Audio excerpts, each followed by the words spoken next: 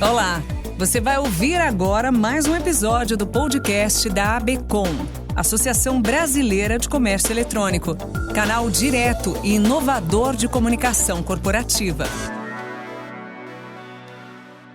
Olá, empresários, tudo bem? Aqui é a doutora Viviana Sensi. Hoje a gente está muito feliz em estar começando a gravação do podcast da ABCom. E hoje a gente vai conversar muito sobre ICMS, um assunto conturbado aí que o mercado está fazendo bastante barulho, né? E eu trouxe a doutora Ive, logo vou apresentar para vocês. Antes de qualquer coisa, peço licença a todos, porque esse ano a ABCom completa 10 anos, tá? São 10 anos de trabalhando para o mercado de e-commerce, defendendo o setor. E muitas vitórias já conseguimos como ABCom. Eu faço parte da diretoria jurídica da ABCom, junto com mais alguns outros advogados, e a gente vem trabalhando para o mercado há um bom tempo já. Eu sou membro já da ABCom desde 2015, 2016, e eu vou contar para vocês um pouco do que a gente tem feito, tá bom? Assim, inicialmente, né, pessoal, a ABCom, para vocês obterem mais informações, abcom.org.br é o site da associação. Entrem lá, se informem, façam parte, entrem nos comitês. Qualquer empresa, qualquer empresário do setor de e-commerce que tenha alguma ideia inovadora ou que queira fazer a diferença no mercado, está convidado a participar com a gente das nossas mesas de debate, dos nossos comitês. A gente tem comitê de logística, comitê de marketing, o comitê jurídico do qual eu faço parte e outros tantos aí que a gente vai abrindo conforme as empresas vão sentindo a necessidade. Dentre as nossas vitórias, né, a gente conseguiu uma em fevereiro do ano passado, uma vitória na nossa ação direta de inconstitucionalidade, e ela vai permear todo esse nosso assunto de hoje, desse primeiro podcast. E vou mostrar para vocês, pessoal, o quanto é importante fazer parte de uma associação, né? Discutir assuntos que impactem o setor. E, afinal, é esse o nosso papel. A gente está aqui para isso e a gente busca trazer para o e-commerce, em geral, o crescimento, o desenvolvimento, a modernização e sempre buscando, é claro, que o e-commerce seja saudável, como a gente viu agora nessa época do Covid, a gente teve o fortalecimento do setor com o aumento de vendas, né?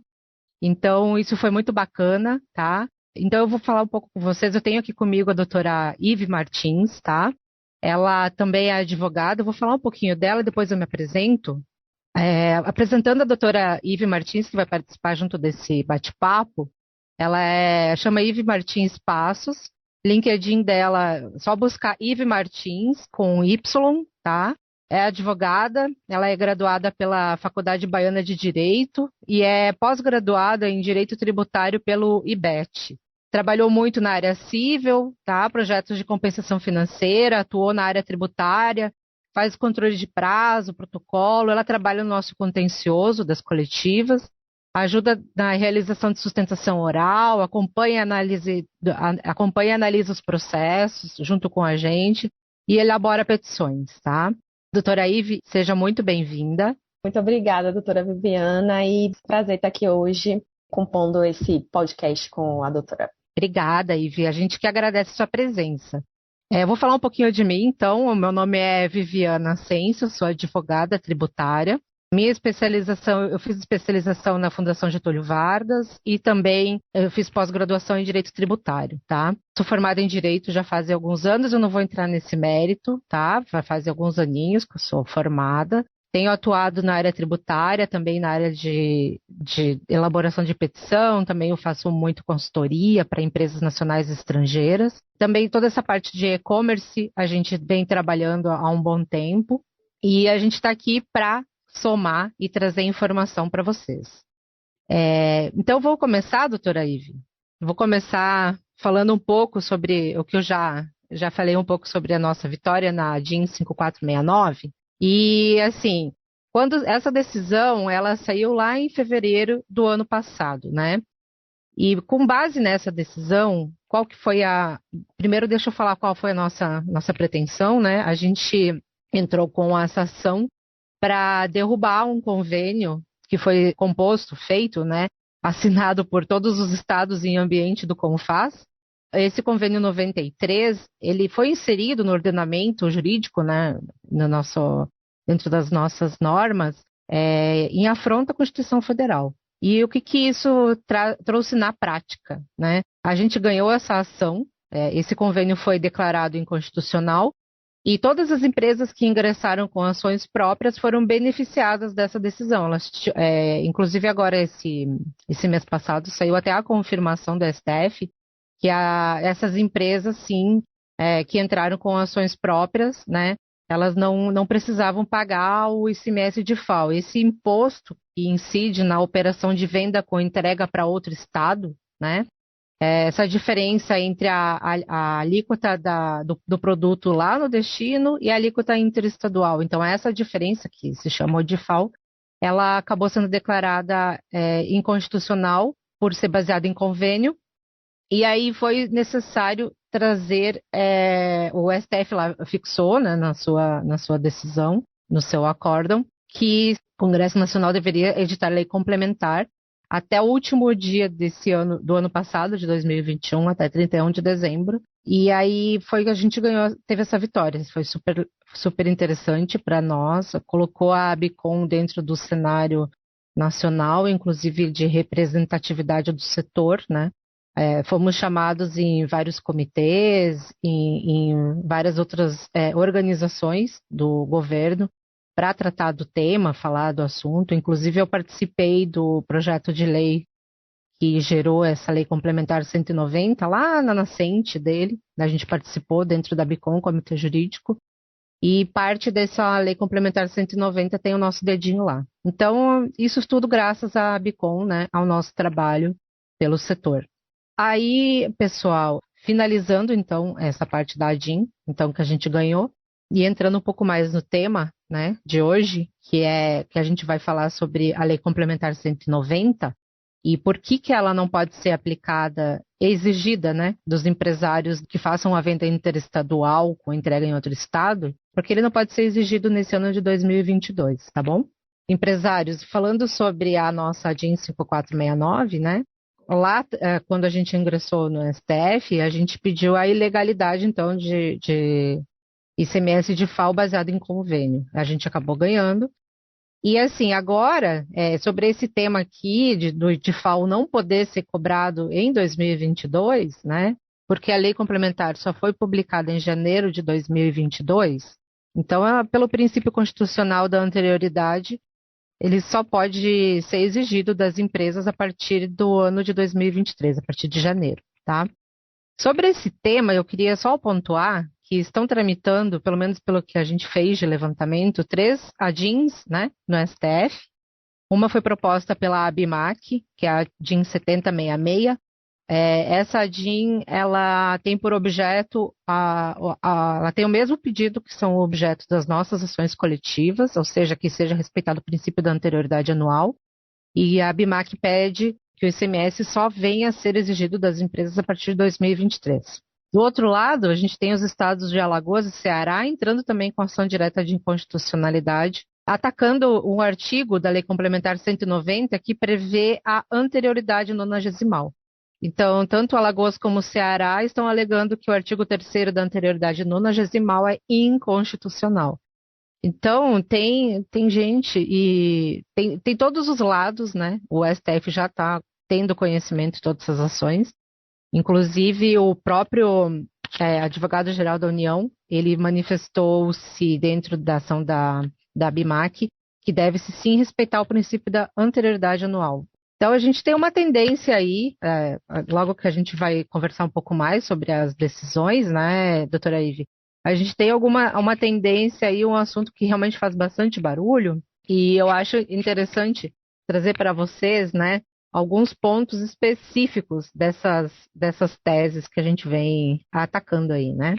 As ações coletivas que a gente propôs aqui pela ABICOM, hoje são 27 ações, então, né? Protocolada uma em cada estado do Brasil, inclusive Distrito Federal, E a gente pediu lá, entre os pedidos dessas ações, que respeite-se o princípio constitucional da anterioridade, né? Tanto a noventena, que agora é objeto de ADIM, e tanto de Alagoas e Ceará, Alagoas e Ceará que aqui declare a inconstitucionalidade, e também a anterioridade do ano inteiro, e para as empresas que estão sendo fiscalizadas com a mercadoria parada na barreira, que é esse DIFAL dessas empresas tem a garantia da devolução ou compensação, né, dentro desse mesmo processo. E tudo isso, essas ações coletivas, ainda elas são possíveis do e-commerce entrar, né, ingressar nessas ações, tudo através do site da Abicom, o site abicom.org.br, como eu sinalizei para vocês. Lá tem o link DIFAL Inconstitucional em 2022. Você clicando lá, você entra na página do ambiente das ações coletivas e consegue várias informações de ingresso.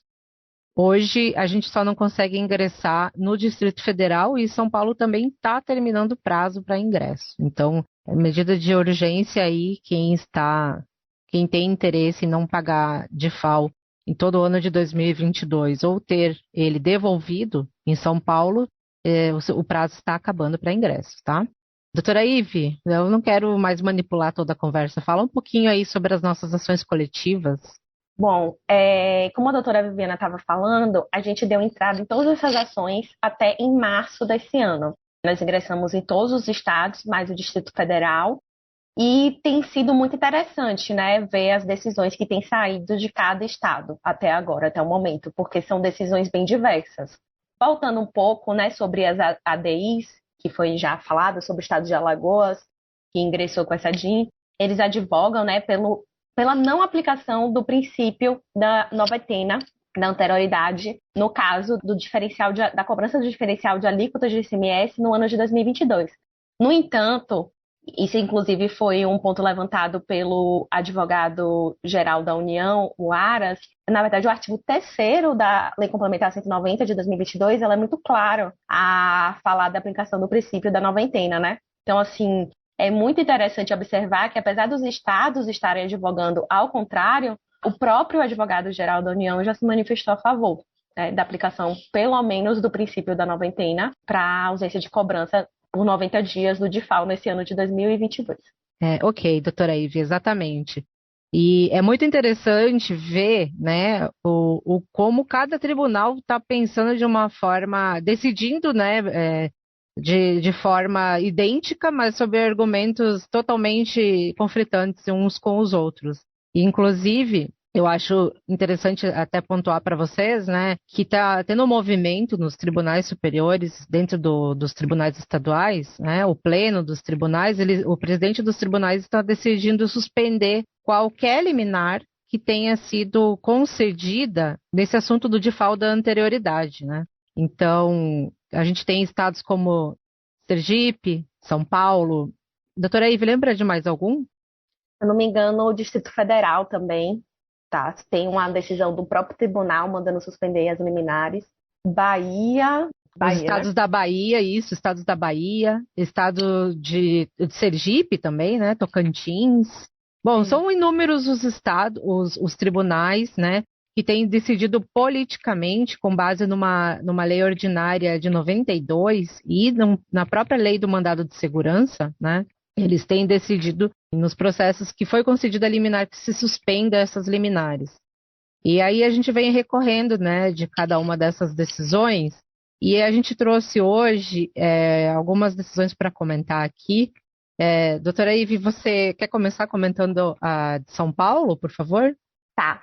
O que foi que aconteceu? Como a gente acabou de falar, né? O Tribunal de São Paulo tem uma ação tramitando no tribunal, que o presidente do próprio Tribunal de Justiça de São Paulo, ele determinou a suspensão de todas as decisões liminares dadas em processo de primeiro grau, que seria dada pelo juiz de primeira instância.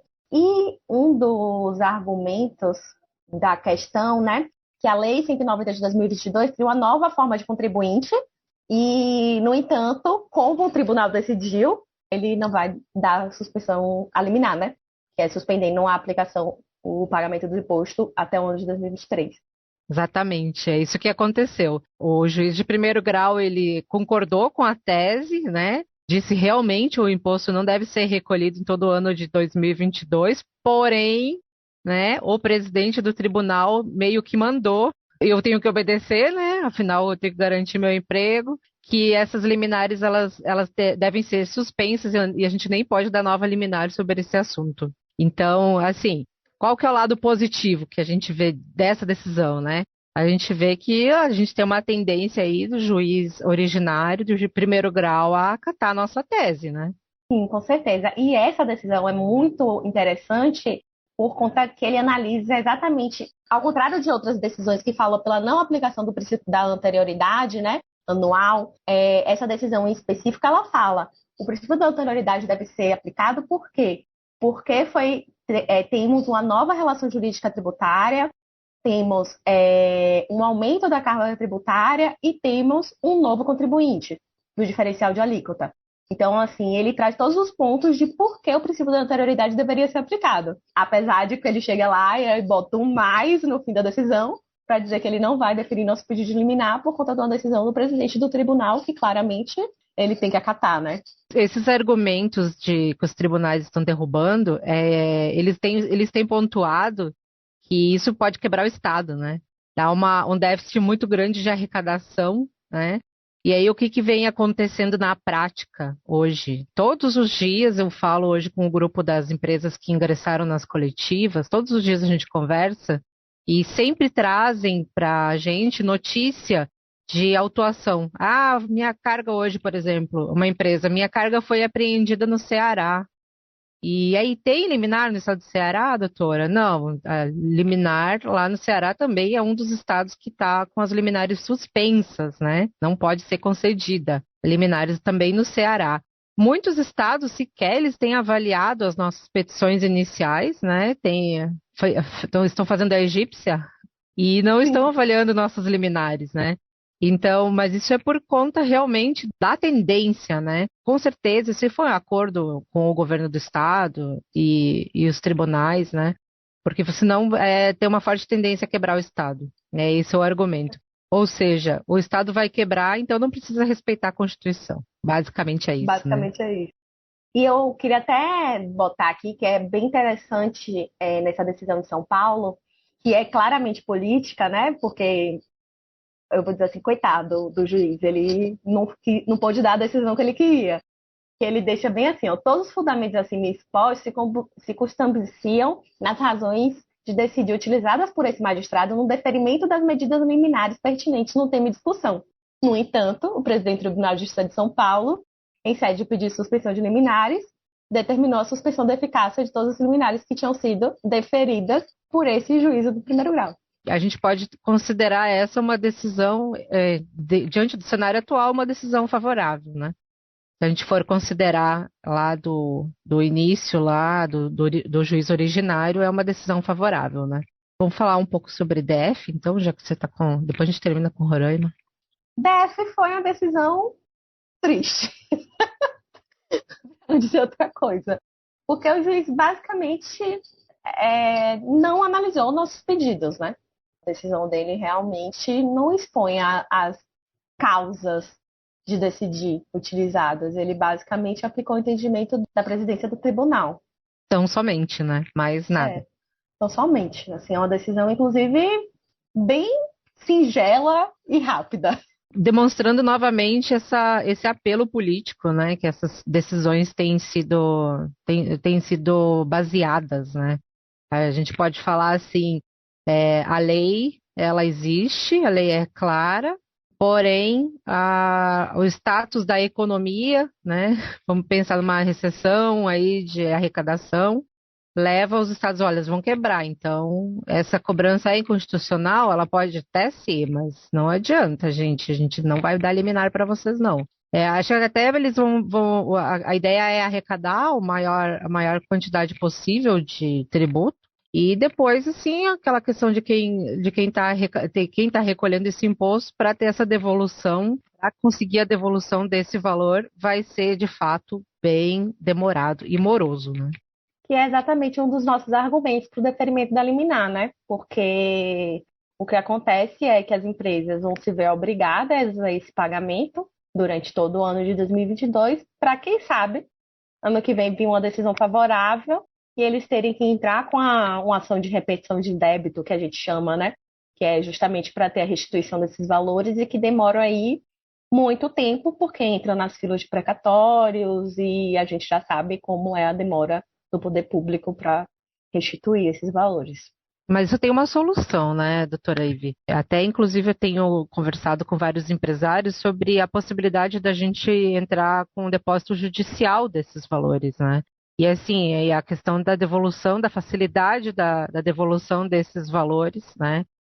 Seria muito mais simples, né? A doutora tem alguma consideração sobre esse ponto? E o que a gente poderia demonstrar para as empresas para que elas realmente optassem por fazer essas ações consignatórias junto com o mandado de segurança? Afinal, o mandado de segurança ele é a ação urgente, né, que tem peso. Quais os pontos que a doutora vê, assim, vislumbra como positivos para entrar com uma ação consignatória?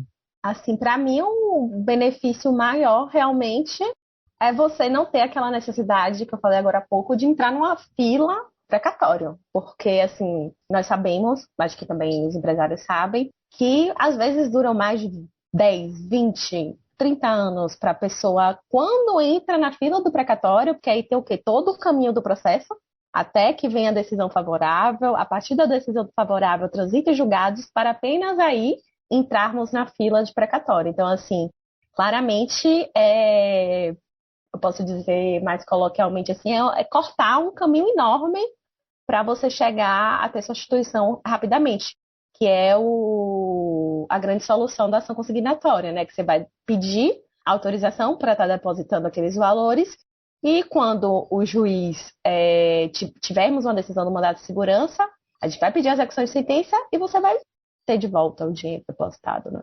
De uma forma bem mais rápida. Não tem comparações, realmente.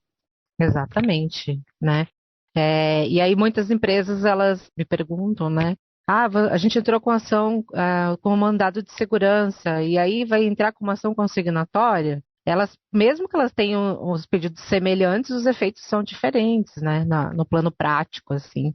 Os efeitos são diferentes, então não teria nenhum problema se as empresas ingressassem com ação consignatória além dos seus mandados de segurança, né? Sim, com certeza, né? O que a gente chama assim, o mandado de segurança, ele vai declarar a pretensão do direito, mas ele não vai ter efetivamente, no momento, o mesmo pedido da ação consignatória. Isso, e o pedido da consignatória é que seja depositado, autorizado a depósito em juízo, e aí depois a empresa, em vez de gerar a guia e pagar para o Estado, a empresa vai fazer o depósito do valor relativo a esse imposto na conta judicial autorizada. Vamos falar um pouquinho sobre a decisão de Roraima, que eu acho que essa decisão também ela foi favorável e tendenciosa a nosso favor, né? Quando Roraima, em primeiro lugar, Roraima acatou a noventena, né? Disse que sim, deve se respeitar a noventena, né? E também Roraima disse que em todo o ano de 2022 a mercadoria, mesmo sem o recolhimento de DIFAL, não pode ser apreendida. Então, que se fiscalize, que se façam os procedimentos necessários da averiguação, porém que essa carga não pode ser retida mesmo sem o pagamento do imposto, né? Com certeza. Essa é uma decisão bem favorável até porque, além de ela já advogar pela aplicação do princípio da noventena, ainda tem a questão de que, na verdade, não foi, né, analisado o princípio da anterioridade. Tanto que, nesse processo específico, a gente protocolou um embargo de declaração para que o juiz se manifestasse nesse sentido, né? Para que, se for o caso, a gente movimentou para que ele advogue no sentido de que não seja cobrado o semestre diferencial de alíquota durante todo o ano de 2022, porque ele não teria analisado esse outro ponto. E aí é bem legal também essa decisão por isso. Complicado vai ser ele ter coragem de fazer como o São Paulo falou, que sim, deve se respeitar a anterioridade, só que, olha, o Tribunal Pleno aqui mandou suspender as liminares. No caso, ele jogou a responsabilidade para cima. Jogou para cima, exatamente. E assim, eu acho que o que a gente pode concluir pela tendência, né, política que a gente tá enfrentando, esse ano é um ano de eleições, né? A gente tá vendo assim uma situação bem complexa, que perdura, que é essa briga entre STF, Poder Executivo, né, Poder Judiciário, os órgãos máximos. Inclusive, dentro da DIN 70 da ABMAC, a DIN 7066, o ministro relator El Moraes, ele pediu que o presidente e o Congresso Nacional se manifeste sobre esse respeito à anterioridade e todo esse assunto que a gente vem debatendo aí judicialmente. Doutora, como eu, ou diferente de mim, identifica uma solução rápida para essa situação esse ano, porque eu acredito que esse ano essa solução não vai sair essa solução, ela vai se arrastar ainda pela frente. Qual que é a sua ideia sobre esse ponto? Bem, não vejo a possibilidade da gente ter uma definição sobre o tema, pelo menos antes das eleições. E aí, tendo em vista que as eleições são apenas em outubro, né? Então, basicamente, não vai ser esse ano. O que é muito triste, né? Porque a gente chega à conclusão, como a gente debateu dessas decisões agora, que juridicamente os pleitos são totalmente possíveis. Inclusive, temos decisões favoráveis sobre o tema. No entanto, a gente acaba não conseguindo por uma questão meramente política. E aí, como a gente sabe, provavelmente vai levar muito tempo aí para a gente ver o STF batendo um martelo sobre essa decisão, como inclusive demorou na ADIM anterior, né? Com a ADIM de 2015, que só teve seu julgamento em 2021. Eu acho que é a grande tendência é demorar. E eu vejo essa demora também, doutora, como uma forma de, digamos, respiro, né, dos estados arrecadarem, né? Eles vão fiscalizar o máximo que eles puderem, todas as atividades. E aí, com o tempo, eles vão fazendo caixa e depois, sabe, para devolver isso vai demorar, né? Então, por isso que quando muitas empresas me perguntam, parou o caminhão, então estão fiscalizando, o que eu faço? Pago ou não pago de FAO? A minha resposta é, faça depósito judicial.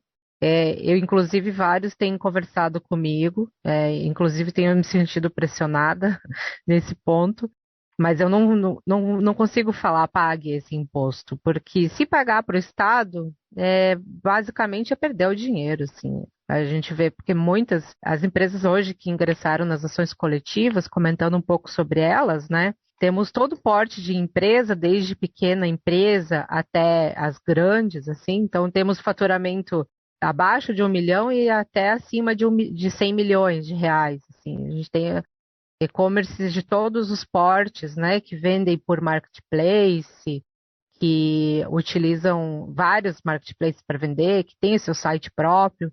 Então, temos empresas organizadas.